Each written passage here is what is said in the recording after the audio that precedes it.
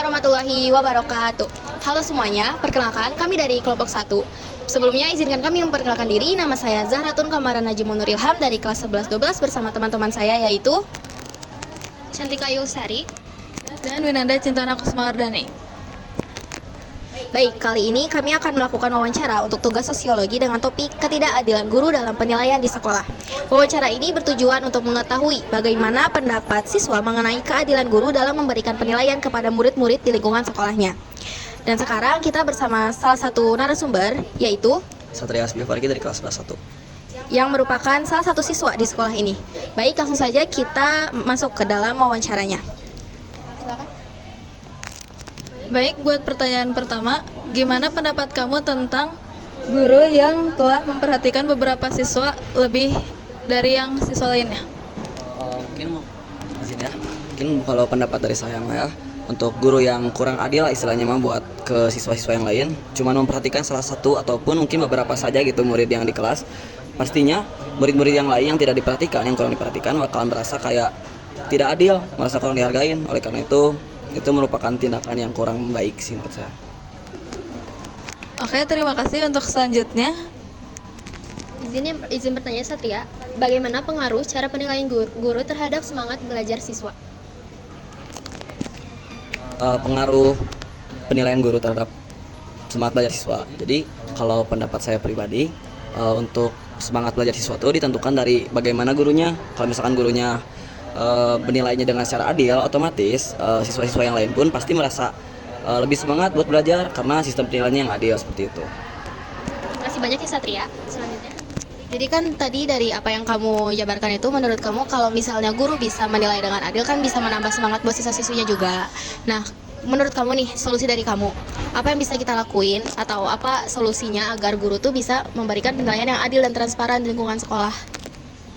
Baik, untuk pertanyaan tadi itu, kalau dari saya ya, mungkin guru-guru tuh harus lebih memperhatikan gitu kepada siswa-siswinya, terutama ketika mungkin pertama kali masuk gitu. Pasti guru-guru tuh harusnya lebih mengkomunikasikan lagi terkait kriteria penilaian terhadap siswa-siswinya secara transparan juga terbuka,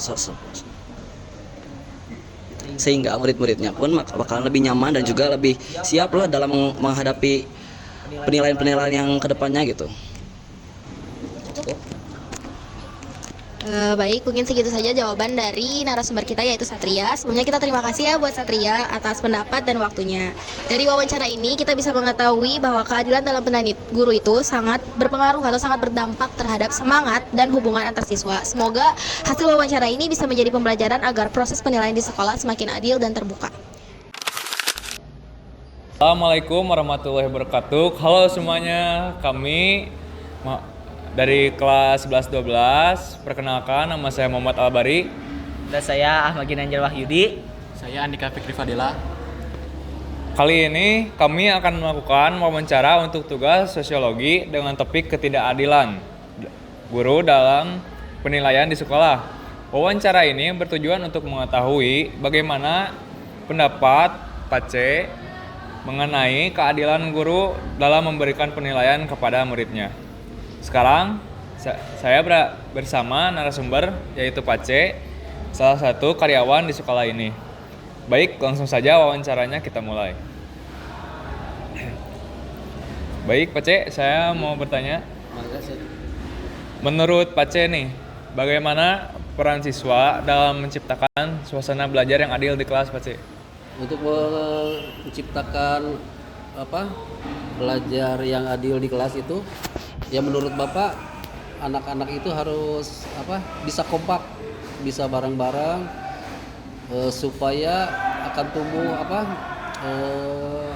semangat untuk belajar. Ya. Jadi yang tadinya ada anak kan dari keseluruhan anak itu tidak semuanya merata ya. Kadang-kadang ada yang semangatnya tinggi, ada yang lemah juga, ada yang sedang gitu. Nah, untuk menciptakan itu mereka itu harus kompak gitu, harus bersama-sama. Jadi untuk saling membantu lah. Misalkan salah satu tidak mengerti salah satu pelajaran, maka yang lebih mengertinya itu bisa ngebantu, bisa menjelaskan supaya mereka sama-sama ini gitu, supaya bareng-barengan. Supaya bisa mendapatkan nilai yang baik juga gitu. Intinya. Terima kasih. Silakan ke pertanyaan selanjutnya. Ya, Pak C, kita ke pertanyaan selanjutnya. Menurut Pak C nih ya, bagaimana pengaruh cara penilaian guru terhadap semangat belajar siswa? Ya mungkin guru harus lebih proaktif gitu ya, bisa jemput bola kepada anak-anak. Jadi harus lebih perhatiannya juga kan. Misalkan anak-anak itu kalau misalkan tidak diperhatikan diperhatikan gitu, mereka itu kadang-kadang suka kasihkan gitu. Ya. Tapi kalau misalkan ada perhatian dari guru, misalkan ada ya perhatian yang khusus lah gitu, mungkin anak-anak juga akan merasa takut gitu, akan merasa simpati juga sama guru-gurunya. Jadi untuk itu harus ya intinya guru itu harus lebih proaktif gitu untuk bisa dekat dengan anak-anak supaya anak-anak itu nyaman. Jangan dibikin jadi anak itu takut atau gimana lah gitu. Jadi itu jangan anak itu jangan sampai bisa menjauh, tapi harus bisa mendekat gitu. Ya. Ya mungkin itu aja. Ya. Oke Pak C, kita ke pertanyaan selanjutnya. Oke Pak C, untuk nomor 3, apa yang bisa dilakukan agar penilaian guru lebih adil dan transparan? Ya mungkin kalau untuk guru itu ya harus lebih jelas, lebih transparan memberikan nilai kepada siswa ya, kepada siswanya. Misalkan dari ujian, dari ulangan harian, ujian, terus itu tuh harus jelas gitu. Harus diindikan kepada anak itu, harus dijelaskan lebih detail supaya nantinya tidak ada kecemburuan sosial. Terus selanjutnya mereka juga, anak-anak juga kalau tahu nih cara proses penilaian itu, mungkin mereka akan semangat gitu, mengikuti hariannya, terus kayak ulangannya gitu. Jadi jangan sampai mereka itu tidak tahu karena tidak ada penjelasan gitu. Jadi intinya harus lebih jelas lah guru itu menerangkan bahwa nilai untuk penilaian dari awal sampai akhir itu harus lebih jelas gitu supaya tidak ada kecemburuan sosial nantinya. Ya mungkin itu aja.